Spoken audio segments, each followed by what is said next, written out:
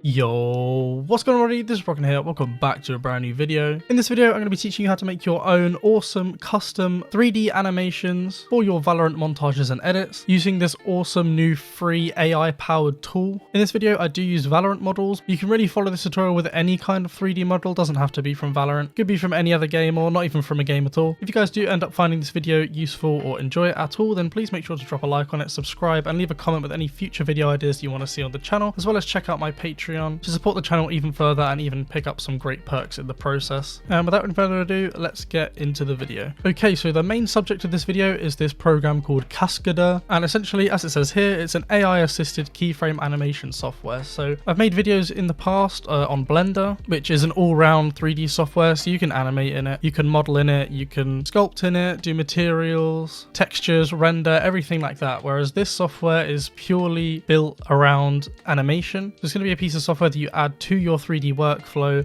when it comes to animating, and in this video I'll show you how I integrate it into my workflow so you guys can do the same. Now the reason why I'm talking about Cascadeur and not just doing a Blender animation tutorial is because Cascadeur has a lot of features that Blender just does not have. So for example, they've got this auto rigging tool in it. I know there are add-ons and things that you can use inside of Blender, but this comes as standard. The main part that we're interested in this video is the AI powered side of things. So it says they have a unique intelligent rig powered by neural networks to help you create poses easier and faster. So I'll show you what that means in a minute once we get a model into Cascadeur. But essentially, I don't know if you've ever tried posing characters inside of Blender or Maya or Cinema 4D or whatever that doesn't have this AI feature. You have to be pretty good at individually posing every bone and making the pose appear natural, because it's super easy to make animations look fake and unnatural, and that's what this software is here to help out with. Another part, which I'll also show in this video, is the physics engine. So they have the AutoPysics tool built into the software, so you can add realistic physics to your animations, as well as this secondary motion feature which lets you customize sort of how floppy you want the arms or legs to be. So you can see in this video on the right hand side they've customized the leg to be more floppy than other limbs, as well as just having really great animation tools in general. So if you'd like to see maybe a series on these 3D tutorials, then do let me know. But this video is basically just going to be like a welcome to Cascadeur, get you set up with it, explain how to use it and how I integrate it into my workflow. So you can download Cascadeur completely for free, and you can use it with a maximum export limit of 300 frames with 120 joints in your armature, and as long as you're not generating more than $100,000 a year, then you can get away with using this free tier. And that's all we're going to need really for doing the vast majority of things inside of this software. So this video is not sponsored by Cascadeur, it's just something I came across and I'm starting to learn. I think it's a valuable tool to make a video about. Okay, so let's get started with setting up our rig. So like I said already, I'm going to be using Valorant models. So these are actually from my Valorant 3D model pack. If you want to go and check them out, they're completely free. I'll put the thumbnail of that video on screen right now, as well as a card in the top right corner and a link in the description which you can click to go and take you to that video where you can grab these free models. Otherwise, source whichever 3D models you want to use, whether they're from Sketchfab or TurboSquid or wherever you get them from. And in my case, I'm gonna just download the we'll go for chamber model, and we're only gonna need the simple version for this tutorial. Don't worry about grabbing the complex, as we're going to be re-rigging it anyway. And there you go, we can see that that's downloaded. So let's open that up inside of Blender, and as you can see, here is our chamber model. We enable the material view, you can see that the materials are all applied, and we have these bones here which you can use to obviously pose the character. Now these bones are set up to be used with the in-game animations, which I showed you how to use in my 3D model pack video, but this video is about making your own custom animations, because sometimes either the in-game animation isn't available, or you want to create some other kind of short film or something like that in which you need the characters to be able to do whatever you need them to do. And this rig here is not really conducive to making custom animations, and I'd really only recommend using it if you are going to use the animation presets, because we don't have any inverse kinematics or anything like that to make animating easier. So what we can do is just delete the armature, so just select it and press the delete key, and now we are going to export our model ready to rig it and then import it into Cascadeur. So I'm going to select the model, you don't really have to, but I'm going to do it anyway. Up to File, Export, and we're going to go for Wavefront OBJ,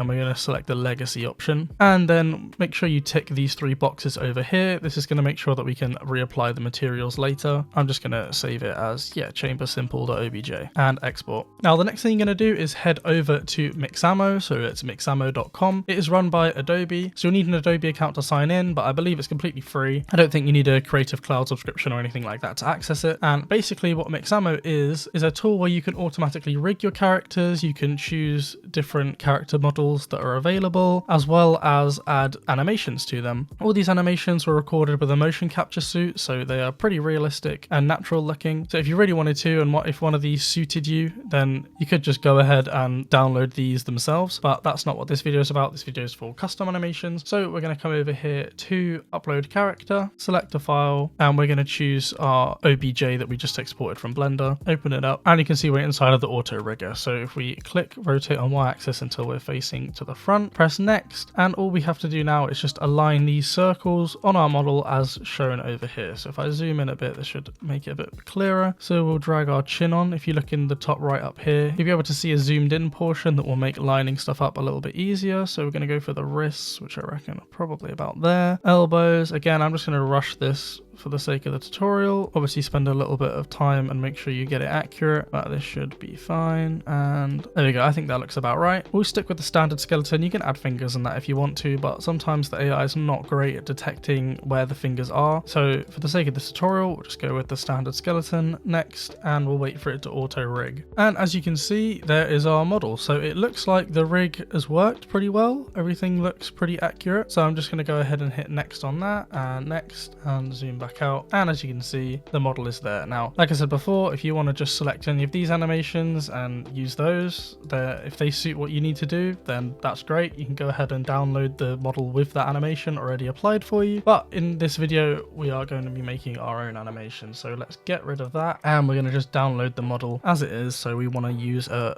FBX, and it doesn't matter if we use the T-pose or the original pose, and just download it. As you can see, it's now downloaded. So let's head back into Blender. You can close this project. Let's get a new one and not save.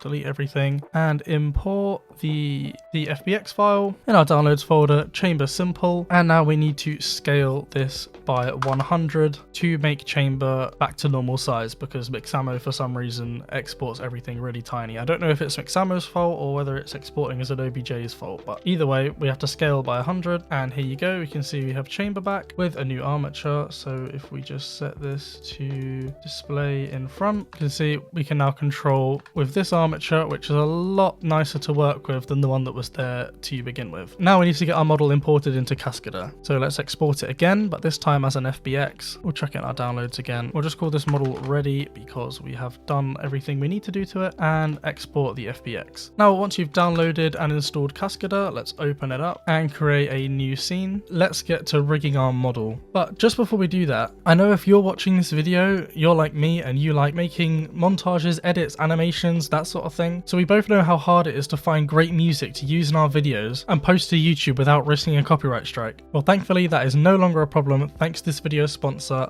Licked. Licked provides an outstanding service allowing you to license and download tracks from a music library containing more than 1.2 million mainstream songs to give you the power to enhance your YouTube videos without the need to be concerned about copyright claims. Licked offer music from some of the world's biggest artists like Dua Lipa, Coldplay, and Justin Bieber. Watch as your channel grows as audiences watch and engage more with your content when you use recognizable music. Engagement is super important to growing your channel as the YouTube algorithm really values a video's watch time, and if you can get someone to watch your video for longer by jamming to some great music, you're well on your way to increasing your reach as YouTube recommends it to even more people. Don't believe me? Just look at these top YouTubers using Licked to amplify their content to new heights. Licked is a really important tool in any creative's tool belt, as by downloading and licensing your music legally through Licked, you can stay protected from any copyright claims from YouTube's Content ID system flagging your video. And the consequences of getting your video flagged could result in demonetization, your video's reach getting limited, your work being banned in entire regions, or even a copyright strike on your channel. Licked takes care of any claims, so you don't have to worry. So why wait any longer? Begin enhancing your content now and propel your channel forward with the help of Licked. And just to prove how awesome of a service this is, they're offering an exclusive 50% discount off your first mainstream track purchase, accompanied by a free 14 days access to their comprehensive stock music collection. So grab this opportunity now and elevate your content to the next level.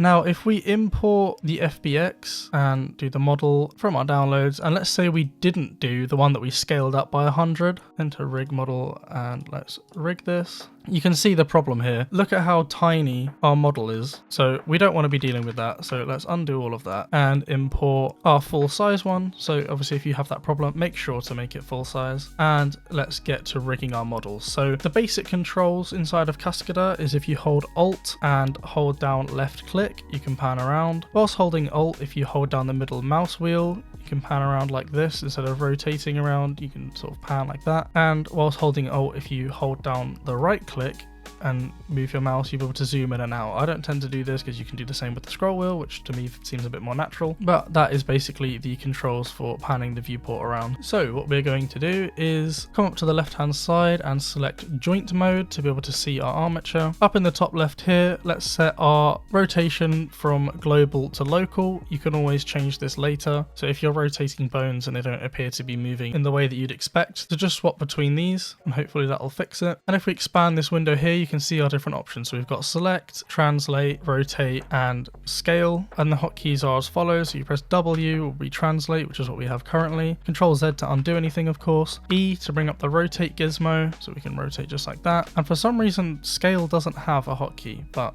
yeah, you can also scale, of course. So just before we rig, I like to bend the arms ever so slightly. Go up to the mirror tool, make sure we're mirroring on the X plane. Select the bone on the other side and come up to the mirror tool and hit mirror on current frame just to check that we're mirroring properly, so you can see our model is mirrored exactly as we would expect it to be. And now let's come over to the rig mode, press yes, and come up to the quick rigging tool. Now because we used Mixamo to rig our character, Cascadeur already has a preset for all Mixamo armatures, so this makes it 10 times easier. We don't have to match up all of the individual bones with the ones that Cascadeur is expecting. You can import the original armature that comes with the models directly from Blender, but I had an awful time trying to set this up to work with Cascadeur, so Mixamo just skips all of that and makes it 10 times easier. And then we just hit add rig elements, and as you can see, our character is now perfectly rigged. So if we exit the rig mode like so, you'll see the position has been adjusted. This is the default Cascadeur stance, sort of like their version of a T-pose, I suppose. And now let's go over to the AutoPosing mode. So you see in the top left here, select AutoPosing mode, and we have a rig that looks just like this. Now, what makes this different to Blender and why am I raving on about it and making a video about it? Let me show you. So let's grab this leg, for example. We'll select the translate tool and we'll change our transformation mode back to global. And you'll see if we bring the leg out, do you see how the rest of the body is moving with it? Now, if you're, new to 3D animation, this might seem like it's pretty normal, but this is pretty mind-blowing that the software powered by AI is essentially looking at how would someone stand if their leg was moved in this way. So it makes it seem super natural. We can move all sorts of body parts around and it just adjusts to make a natural looking pose. Now, if we tried this in Blender, let's do that actually. So we're inside of Blender, in pose mode. Let's grab the foot and move it, which it won't even let us do because we can only use rotation. So let's go from the hip, for example, rotate it like this. You see how we move it and absolutely nothing changes? We can mess with any bone that we want and produce some of the most unnatural looking positions. But if we do the same thing in Cascadeur, like for example, let's make him crouch down, move the hands forward, for example, as if he's going to reach for something. You can see it just looks 10 times more natural than it would do otherwise. And we haven't even got the physics engine involved yet. And this is why I think Cascadeur is such a big deal and you should learn it and incorporate it into your workflow. And now it's not only this feature, but it's just great for animation in general. And once we're done with all of our animations, we can export them back into Blender and render them out just like we would normally. Now, we're not going to go ahead and do anything too crazy in this video. So like I said, if you'd like a follow-up or for this to be like a whole tutorial series, then do let me know. But the point of this video is just going to be getting to grips with the software. So let's make a simple walk cycle. In one of my previous Blender tutorials, I taught you how to do a walk cycle using this image here. So let's have a go at recreating this inside of Cascadeur and sort of talk you through the differences. Now here you can see there are 8 different positions. Because of how good Cascadeur is, I'm going to try and make a whole walk cycle with just 2 positions. So the 2 we're going to use are position 1 and position 3. So this position position and this position, and hopefully if everything goes to plan, that'll be enough to make a full walk cycle inside of Cascadeur, which will then export back into Blender, retexture it, and it'll be ready for rendering. Now of course you can do a hell of a lot more than a walk cycle. You can make any animation you could possibly ever want to make inside of Cascadeur, but this should be a relatively simple example just to show you how the software works. So let's get started with the first position. So what I imagine you'd think you'd start doing is, let's grab a foot and let's move it forwards, and then let's move the other foot backwards, and oh wait, this is not at all what we were looking for as far as a walk. Because of the AI AutoPosing, it's trying to make a natural position out of moving the foot forward, and even if we try and rotate it, that's not going to help us because we just end up in a situation like this. Now the way we can prevent this from happening is by selecting these direction controllers. So if we select the direction controller and press Shift Z on our keyboard, you'll see it's now gone blue, which means it's active and it's now locked to facing the character this direction. So if we now move one of the feet out, you'll see he will now face this way only. I'm also going to lock the pelvis, and I'm going to lock the head as well. Now this may make the animation seem a bit more rigid, but for the sake of the tutorial I don't want to have to spend ages making small movements to rotate the pelvis back round, that sort of thing, because that could really mess up the walk cycle, especially when you're viewing it from the front. So now we've got that set up, we can go ahead and start making our walk cycle. So what I'm going to do is switch the view to an orthographic mode. So essentially that's going to take like perspective out of the camera. So by clicking the cube in the middle of this gizmo up here, you'll see the difference it makes to the camera. And I'm going to click the blue Z up in the corner here and keep clicking until the character's facing the direction that we want. And then I'm going to press space on my keyboard whilst hovering over the viewport. And we're going to do the same over on this side, except actually I want this one to be the side facing view and I'd like this one to be front facing. There we go. Just like that. As you can see, we have a front and a side facing profile. And if I pull up the image that we're going for, so let's start with position 1. I'm going to put this on my second monitor and I'm basically going to mimic the position here. So I'm going to chuck that over there. I'll put it in the corner on screen so that you can see the reference that I'm going from. And now let's start modeling it. So you're going to want to make sure you're in auto posing mode and not point controller mode. And let's start just by moving the feet a bit closer together, because that tends to always make for a bit of a better walk cycle. So something like that. Move the hands in slightly as well, just like that.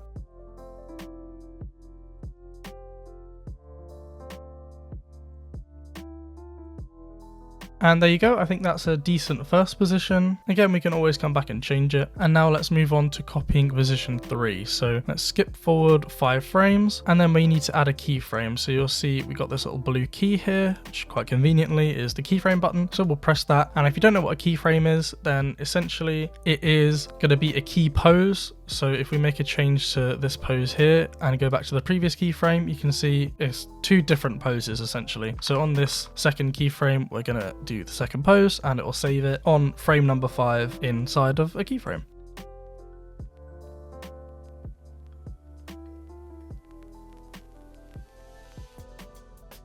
And I think that's pretty much okay for our second frame. And now what we're going to do is by selecting the first keyframe, holding shift and selecting the next. If whilst holding shift, we press down the middle mouse wheel and drag over 5 frames, you'll see we've now got a duplicate of the last 2 frames. Now these are the only 2 poses that we're going to do in this video, just to show how easy Cascadeur is, and we can sort of compress 8 positions down to 2. And with these 2 keyframes selected still, we're going to select all of the points, come up to mirror tool, and we'll do mirror on interval. And as you can see, it's essentially just flips the keyframes. Now there's some issues with rotation here that we're going to want to fix, so we're going to want to make sure that these are pointing straight, just like that. So we'll compare frame 10 to frame 1, so you can see they should pretty much be mirror images of each other, which it does look like they more or less are. And the same for 15 as well, so we're going to want to straighten these out. Now if we compare 5 and 10, they are pretty much mirror images of each other as well. So that's worked pretty well. You can see we have a kind of basic walk pattern starting to emerge. And now what we need to do is add some movement to them. So let's select the center of mass of our character. We'll go to our second frame. So you're sort of going to want to look where his foot is. So you can see it's sort of, the toe is just about over the edge of this square here. So as we move forward, it looks like he's walking on the spot. So we're going to need to move him forward so that his foot pretty much lines up with where it is here. So with the center of mass selected,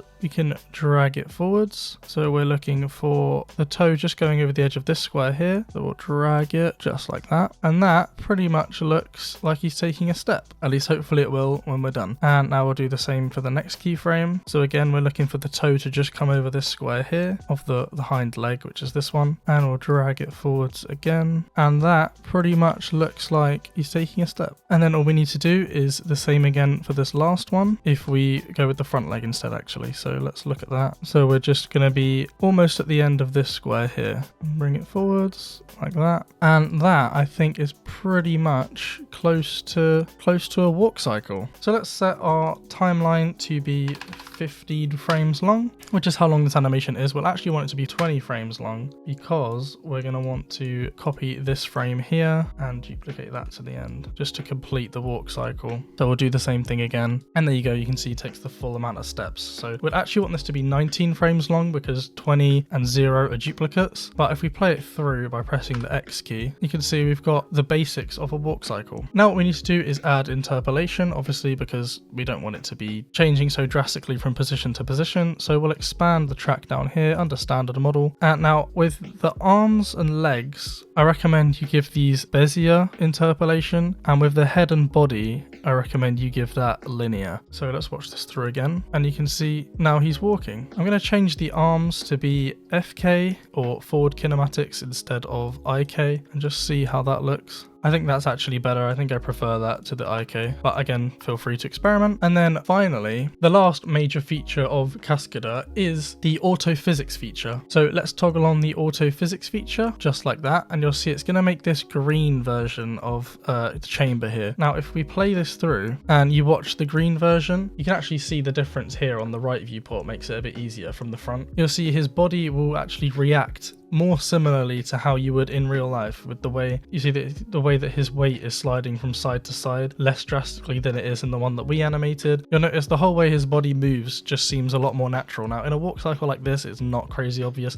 If you've got a character doing like parkour, jumping from building to building or off high things and landing, the AutoPhysics is going to be insanely useful for that kind of thing, and that's where you're going to see the biggest difference. But in this case it's subtle, but it really does help. One tip I have is we go back to the AutoPosing view, you'll see this little path here. Now, if this path is for some reason on a weird trajectory, so for example, it could be like arching over or something like this, we can smooth that out once we apply it to our character. So let's go ahead and do that. Let's come up here and click Snap to AutoPhysics. You'll see it's not appearing out from behind the green one now, so it's actually perfectly mirroring it. Now we can hide the AutoPhysics now. If we select the center of mass and select all of the keyframes and enable over here something called interval edit mode, and select all of the keyframes here and make sure that you enable trajectory edit mode. Let's select those, scale them out like that. There you go. That's what you want to do if you had the problem that I had. Another thing you can do is if you then scale these down, you'll see how it's moving on the wrong point. If you right click on the first one and then scale these down and zoom in, basically to make them into one straight line, just like that, the character will now walk on the spot, and you could export this walk cycle, add it back into Blender, and now this is actually one frame too long. You'll see it freezes on a frame, so let's make this 19. Now it'll be seamless, just like that. You can now import this animation into Blender and you have an infinite walk cycle, so you don't have to worry about duplicating the frames over and over and adding the position. You can just add this in, slow it down to, or speed it up to whatever speed you want it at, pick the start position, end position, and as long as you've picked decent position to the point that the feet aren't sliding on the ground anymore, you have a pretty solid walk animation. So I would recommend exporting it like this, but I'm actually gonna just export the normal one. So let's go ahead and come up to File, Export FBX, Scene, and we'll call this Animated, just like that. Actually open a new Blender project. We'll need to re-import this model later, but we'll just create a new one for now. File, import, FBX, downloads, animated.fbx. Now for some reason I'm having an issue with the size of the bones. Now if we go into the bones settings and display them in front, you'll see that the bones inside his body are actually perfectly normal sized, but for whatever ones these are absolutely massive. Now I have a quick fix for this. In the meantime, I'm not really sure what causes this, because sometimes it happens, sometimes sometimes it doesn't. So if I find out why this happens and how to avoid it, I'll pin a comment. Otherwise, if it's an issue with Cascadeur itself, hopefully it'll be fixed in future updates. But to get around this at the minute, if you just select the bones, press tab to go into edit mode, select all of them by pressing A, change the transform orientation to local and the pivot point to individual origins, then just press S on your keyboard and drag the mouse in. We can shrink the bones down to be kind of like normal size. And then if we just unselect the ones that were massive, so let's deselect those, and then we scale the other ones back up again, just like that, and press tab again, and that is pretty much fixed. So we'll hide the bones from in front again. And as you can see, we make our timeline 19 frames as well in Blender, and play the animation. You see we've got our Cascadeur animation inside of Blender, and you can now do whatever you want with it. A quick tip, because I know I'm going to get asked this, where are his materials? Let's just append the old model that we used before, so the simple one. Let's go into materials and append these materials, and then in the shading tab, select the model as you can see, and then inside the materials, let's choose his body material just like that, and then the hair, let's pick the hair material, and you can see the materials are back just like they were before. He only has really 2 sections, but other models may have multiple different parts and different slots that you'll need to pick the corresponding material, but that's pretty much how to do that. And there we go, we have Chamber with our animation we made inside of Cascadeur. Again, you don't need to limit yourself to just simple walk cycles. You can literally make all kinds of animations inside of Cascadeur. This was really just an introduction to the software. If you guys did find this video helpful, then make sure to drop a like and subscribe. Leave a comment with any other video ideas you'd like to see, or if you'd like me to continue this as a series. Shout out to Lick for sponsoring the video. Check out my Patreon if you want to support the channel any further. And other than that, thanks for watching, and I'll catch you in the next one.